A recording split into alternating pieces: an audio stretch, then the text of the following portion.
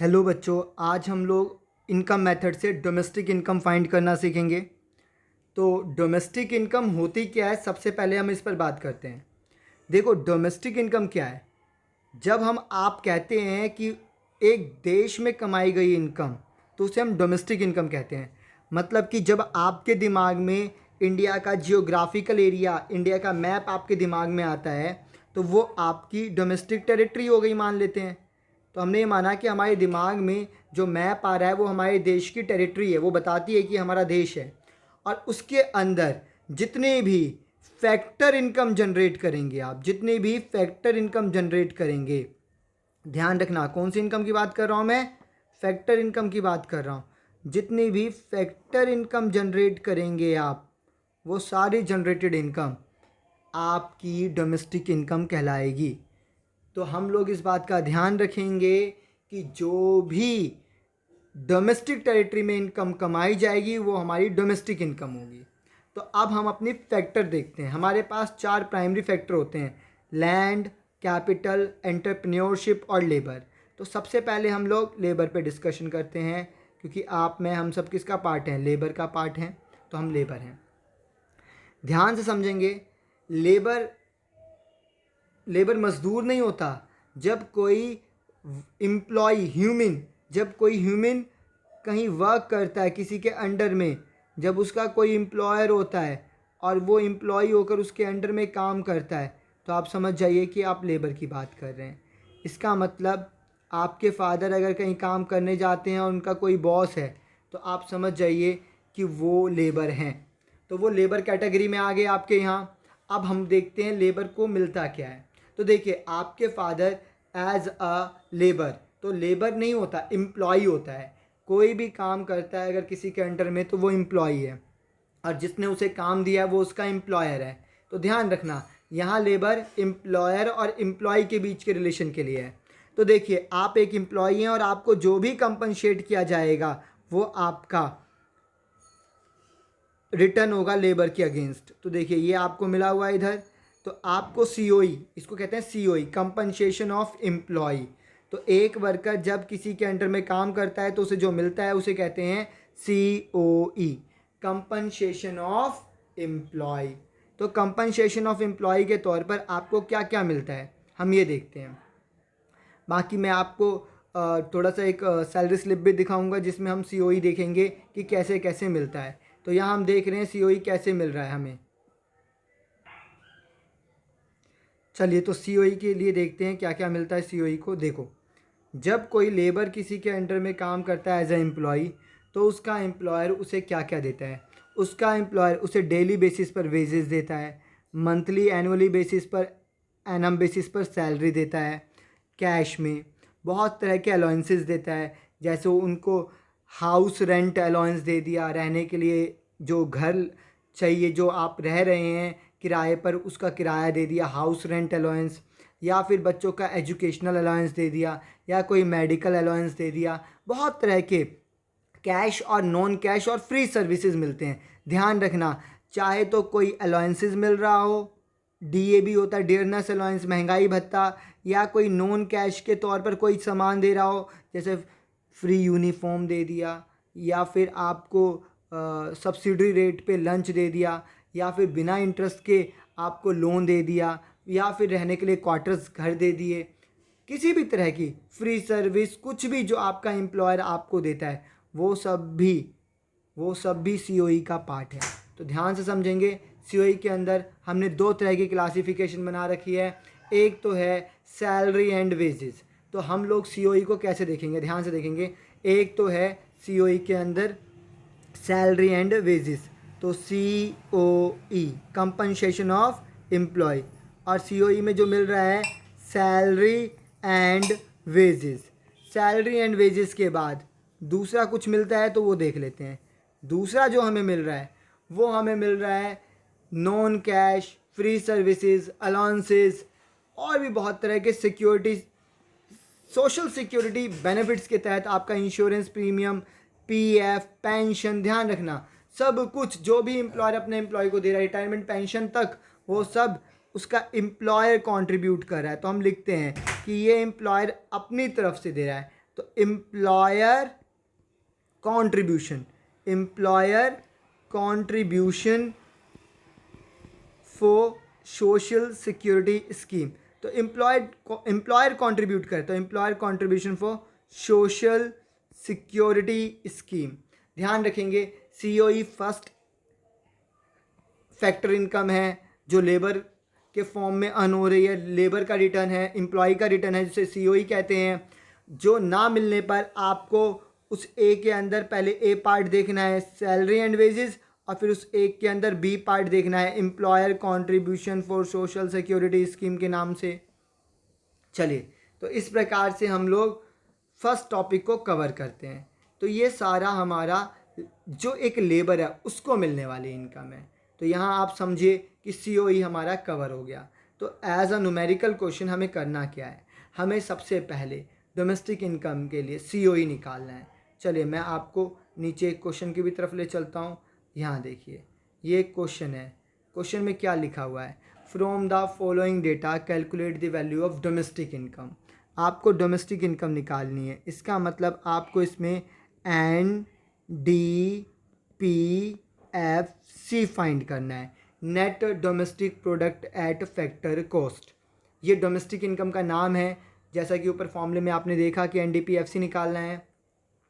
उसके बाद हम लोग अब इसके अंदर क्या कर रहे हैं, हम लोग इसके अंदर सबसे पहले ऐड कर रहे हैं COE कंपनसेशन ऑफ एम्प्लॉय, क्योंकि आपने डिफाइन में पढ़ा था एक डोमेस्टिक टेरिटरी के अंदर जितने भी फैक्टर हैं उनके थ्रू जनरेटेड इनकम होती है डोमेस्टिक इनकम। तो पहला फैक्टर था लेबर, तो लेबर को मिलने वाला था COE, तो COE मिल गया हमें। अब हम ढूंढते हैं ऑपरेटिंग सरप्लस। तो अब देखते हैं ऑपरेटिंग सरप्लस के लिए क्या क्या करना होता है। तो ऊपर आते हैं, ये देखिए ऑपरेटिंग सरप्लस यहाँ आपको मिल गया। ऑपरेटिंग सरप्लस क्या है, तो देखो लेबर है, लेबर के पास ब्रेन है, इसलिए ब्रेन होने की वजह से इसे ऑपरेट नहीं करना पड़ रहा। पर एक लैंड, कैपिटल, ये सब ब्रेन नहीं कैरी करते, या फिर एंटरप्रेन्योरशिप, ये सब क्या है हम समझते हैं। देखो लैंड कौन सी इनकम कमाता है, रेंटल इनकम। तो लैंड को मिलने वाली इनकम होगी रेंटल इनकम। तो लैंड और कैपिटल ये जो कमाते हैं इसे कहते हैं इनकम फ्रॉम प्रॉपर्टी। तो जो प्रॉपर्टी के तौर पर इनकम है, तो लैंड कमाता है और कैपिटल कमाता है। तो लैंड कमाता है रेंट, अगर आपने कोई पेटेंट राइट दिया है, कोई कॉपीराइट दिया है, तो उस पर आपको मिलती है रॉयल्टी। तो रेंट एंड रॉयल्टी सेपरेट भी हो सकते हैं, अलग अलग भी। और लास्ट में आप कैपिटल पे कमाते हैं इंटरेस्ट इनकम। अगर आप कैपिटल से इनकम देखते हैं तो इंटरेस्ट इनकम। तो ध्यान रखना जो दूसरा आइटम है, फर्स्ट तो आपको सीओई देखना है, पर अगर फर्स्ट आइटम के बाद आप कोई दूसरा नाम देखना चाहते हैं इस क्वेश्चन के लिए तो ऑपरेटिंग सरप्लस होगा। ऑपरेटिंग सरप्लस के लिए आपको क्या चाहिए, तो ऑपरेटिंग सरप्लस के लिए हमें चाहिए रेंट, इंटरेस्ट और रॉयल्टी। तो रेंट, इंटरेस्ट और रॉयल्टी एक पार्ट हो गया इसका, सेकंड का ए पार्ट। अब सेकंड का बी पार्ट देखते हैं। सेकंड के बी पार्ट में है इनकम फ्रॉम एंटरप्रेन्योर। देखो एंटरप्रेन्योर क्या है, एक ऑर्गेनाइजेशन, जैसे कि आप जानते हैं टाटा, रिलायंस, ये सब एक ऑर्गेनाइजेशन है, एक बिजनेस है, बिजनेस का नाम है, वो एंटरप्रेन्योरशिप है जो उसे रन कर रहा है। वो उस ऑर्गेनाइजेशन की इनकम को प्रॉफिट बोलते हैं। ध्यान से समझेंगे, प्रॉफिट एक ऑर्गेनाइजेशन की इनकम होती है। जैसे SBI बैंक है, इसको प्रॉफिट होगा, HDFC बैंक है, उसको प्रॉफिट होगा। तो हर किसी ऑर्गेनाइजेशन को प्रॉफिट होगा। अब ये प्रॉफिट जो है इसके 3 टुकड़े हैं। पहले तो उस प्रॉफिट में से आपको टैक्स पे करना पड़ेगा, तो पहले आप टैक्स देंगे। उसके बाद जो बचा उसे कहते हैं profit after tax, profit after tax. अब देखो टैक्स के बाद आपके पास जो प्रॉफिट बचा है उसमें से आप कितना बांटना चाहते हैं उसे कहते हैं डिविडेंड, और जो बच गया जिसे नहीं बांटना चाहते उसे कहते हैं अनडिस्ट्रीब्यूटेड प्रॉफिट। ध्यान रखना, हमें देगा तो प्रॉफिट तब तो नीचे की तरफ नहीं आना, पर अगर प्रॉफिट नहीं देगा तो आपको ये तीनों नाम ऐड करने हैं, कॉर्पोरेट टैक्स, डिविडेंड और अनडिस्ट्रीब्यूटेड प्रॉफिट। तो देखिए हमें चाहिए ऑपरेटिंग सरप्लस। अब खुद ही दिमाग लगाओ, ऑपरेटिंग सरप्लस नहीं है तो कहाँ आएंगे, रेंट, इंटरेस्ट, रॉयल्टी। तो रेंट, इंटरेस्ट, रॉयल्टी और चौथा प्रॉफिट। प्रॉफिट नहीं आया तो उसके ये 3 नाम। तो हम देखेंगे कि किसके अंदर क्या क्या आ रहा है। अब हम नीचे की तरफ आते हैं और चेक करते हैं रेंट, इंटरेस्ट, रॉयल्टी और प्रॉफिट ये दिया है कि नहीं दिया। चेक करते हैं एक बार। ये देखिए हमारे क्वेश्चन में सीओई के बाद ऑपरेटिंग सरप्लस का पार्ट मिलना शुरू हो गया। पहला रेंट और इंटरेस्ट, अच्छा रेंट इंटरेस्ट। अब हमें चाहिए रॉयल्टी और प्रॉफिट। अब हम देख रहे हैं प्रॉफिट, तो मुझे इसमें प्रॉफिट नहीं दिख रहा, पर प्रॉफिट के कुछ नाम दिख रहे हैं जैसे कि कॉर्पोरेट टैक्स, डिविडेंड और अनडिस्ट्रीब्यूटेड प्रॉफिट। तो देखो अब मैं इन तीनों को ऐड कर दूंगा। मुझे ऐड करना है 940, मुझे ऐड करना है 460 और मुझे ऐड करना है 300। अगर मैं इन तीनों को ऐड करता हूँ तो मुझे मिल जाएगा प्रॉफिट। तो प्रॉफिट के लिए ऐड करते हैं 900 और 400, 1300 और 60 40 100, तो 1400 हो गए। 1400 और 300 1700, तो आपका प्रॉफिट हो गया 1700। तो मैं यहाँ प्रॉफिट को 1700 बोल देता हूँ कंबाइन तौर पर। प्रॉफिट आ गया 1700। चलिए प्रॉफिट तो आ गया, पर और भी तो हैं, 4 चीज़ें थी प्रॉफिट के साथ। तो रेंट इंटरेस्ट है, रॉयल्टी है नहीं। तो रेंट इंटरेस्ट कितना है 800। तो आप देखिए ऑपरेटिंग सरप्लस में आपको क्या करना है, प्रॉफिट वाला 1700, रेंट और इंटरेस्ट का 800 जोड़ देंगे तो हमें हमारा ऑपरेटिंग सरप्लस मिल जाएगा 2500। तो 2500 आपका ऑपरेटिंग सरप्लस है। अब आप जाएंगे और अपने फॉर्मूले में ऐड करेंगे ऑपरेटिंग सरप्लस।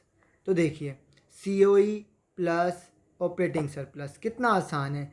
सीओई आपका सीओई 2000 था, सीओई 2000, ये देखिए सीओई 2000 और ऑपरेटिंग सरप्लस देखेंगे 2500। तो दूसरा आपने ऐड कर दिया ऑपरेटिंग सरप्लस 2500। अब इसके बाद तीसरा जो है हमारे फॉर्मूले में वो नाम है mixed income of the self employed. आपको ये जानकर हैरानी होगी कि जितने भी लोग हैं हमारे देश में वो as a employ less than 50% कहीं ना कहीं किसी ना किसी एम्प्लॉयर के पास एम्प्लॉयड हैं, बाकी सब अनएम्प्लॉयड हैं। और अनएम्प्लॉयड होने की वजह से वो अपना खुद का कोई सेल्फ एम्प्लॉयमेंट क्रिएट करते हैं, तो उनकी इनकम मिक्स्ड हो जाती है।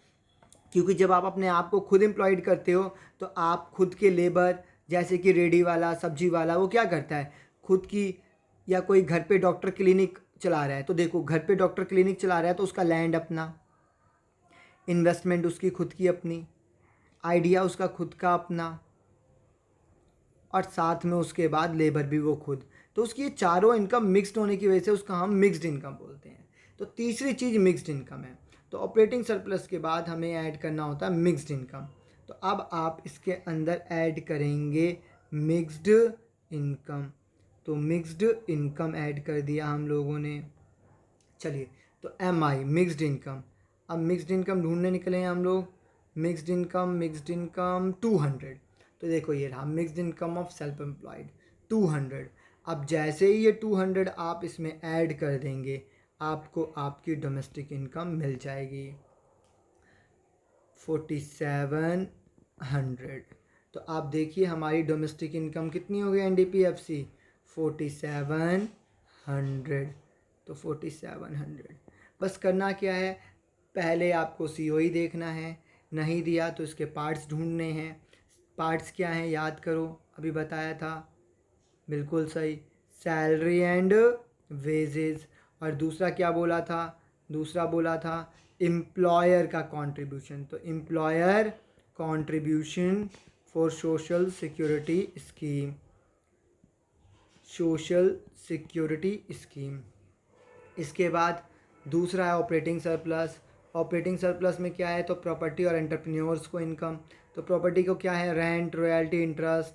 एंटरप्रेन्योर को क्या है, तो वो आपको दिख रहा है यहाँ प्रॉफिट के पार्ट्स। उसके बाद मिक्स्ड इनकम। तो ये प्रॉपर अगर आपको याद है, आपको समझ आ रहा है, तो आप किसी भी तरह की एनडीपीएफसी निकाल सकते हैं। ध्यान रखें कि मैंने सिर्फ ये प्रैक्टिस सेट लगाया है आपके लिए ट्यूशन के बच्चों के लिए। मैं किसी को एनडीपीएफसी समझा नहीं रहा था, क्योंकि हमने पहले ही क्लास में इससे बहुत बेहतर ढंग से हर तरीके से हर चीज़ के ऊपर बहुत सारी बात करते हुए इसे ख़त्म कर रखा है।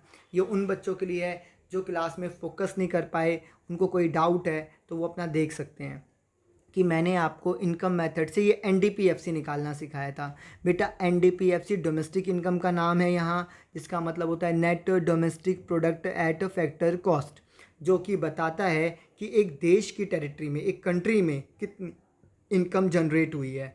उसे जनरेट करने वाला कोई भी हो सकता है, और वो इनकम जो है वो फैक्टर इनकम होनी चाहिए। और फैक्टर इनकम को हमने 3 नाम अलग अलग डिफरेंट पार्ट्स में डिवाइड किया है। तो डोमेस्टिक इनकम के 3 कंपोनेंट्स हो गए, COE compensation of employee, OS operating surplus, और एमआई मिक्स्ड इनकम। सीओई नहीं दिया तो उसके 2 components, salary and wages, employer contribution for social security scheme, और ओएस नहीं दिया तो उसके total 4 parts, rent, royalty, interest, profit.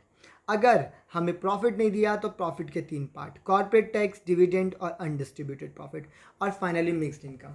जब हम इन सब को करते हैं, इन सब को कवर करके फिर जाकर हम अपनी एक डोमेस्टिक इनकम निकालते हैं। तो नीचे मैंने आपको टेस्ट के तौर पर या प्रैक्टिस के तौर पर कह लो, ये क्वेश्चन दिया था, सीओई जोड़ो, ओएस निकालो और एमआई निकालो।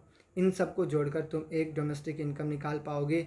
और अगर इसके बाद आपको प्रैक्टिस की ज़रूरत पड़ी तो आप मुझे ज़रूर कमेंट में करके बताएं कि हाँ हमें प्रैक्टिस क्वेश्चन चाहिए, तो मैं अगली वीडियो पे आपके साथ प्रैक्टिस क्वेश्चन डिस्कस करूँगा। चलिए टाटा, बाय बाय।